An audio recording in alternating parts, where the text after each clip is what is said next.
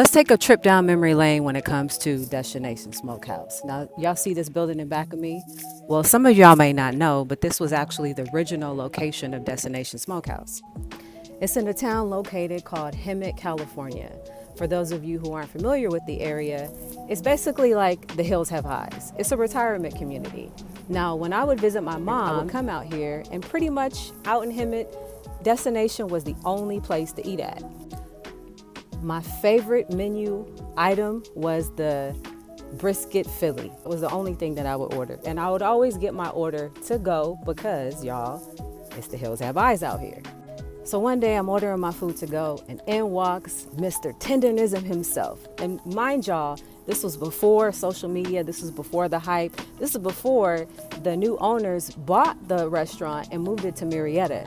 And this was such a sweet black man. And I asked some of the workers that were working there, I was like, who is this man? And they said, oh, you know what? He's been working here for years. He was one of the original chefs.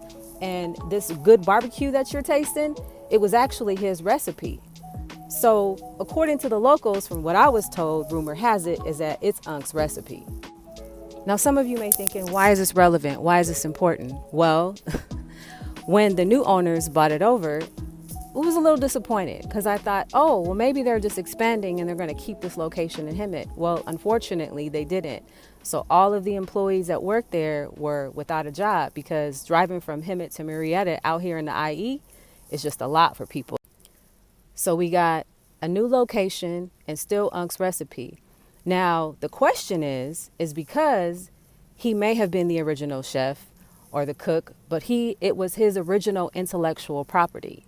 So if he created the recipe, the new owner buys the restaurant, takes Unc's intellectual property to a new location, is he giving Unc his rights? Is he giving him the money that he deserves for his unique original recipe? Because if it weren't for Unc's recipe, then it would be no Destination Smokehouse.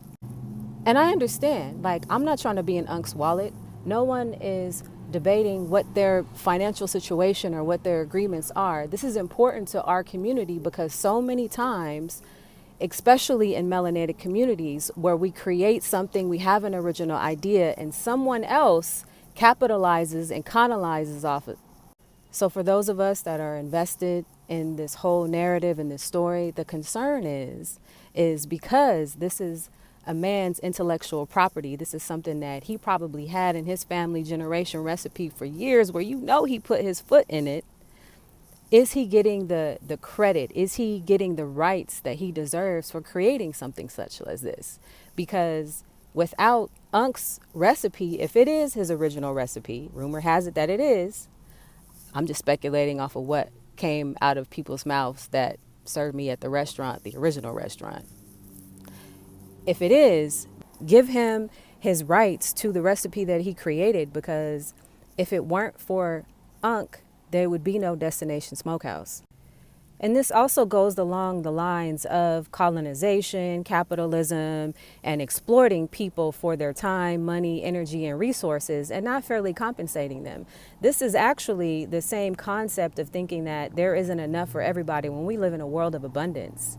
And if the restaurant is benefiting financially off of this man's intellectual property, then it is only morally right to actually give him what he deserves. And, I just want to say to Unc, from somebody who has been down with your recipe from back in the Hemet, you got people that love you, that support you, that just want to see you do right. And we may understand, you might feel like you have a certain level of loyalty to the situation because, being from where you are, living out here, you probably live in Marietta now. That's a lot better than living in Hemet.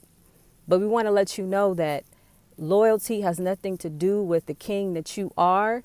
So if there is any manipulation going on, this is why the internet is coming for the situation. And if it's something as simple as to just easily clearing it up, right? Rather than gaslighting and avoiding the conversation and still carrying on and using Uncle as a social media spokesperson. Because if you are a company, by the way, and you are having someone grow your social media account, there should be a monthly payment for that as well, right? Because influencers, as we are in the world of social media, actually come with a price too. So if it's not Unc's recipe and he is actually helping the business grow because of his unique persona, actually it's not even a persona, that's just who Unc is, then he should be rightfully compensated for that as well.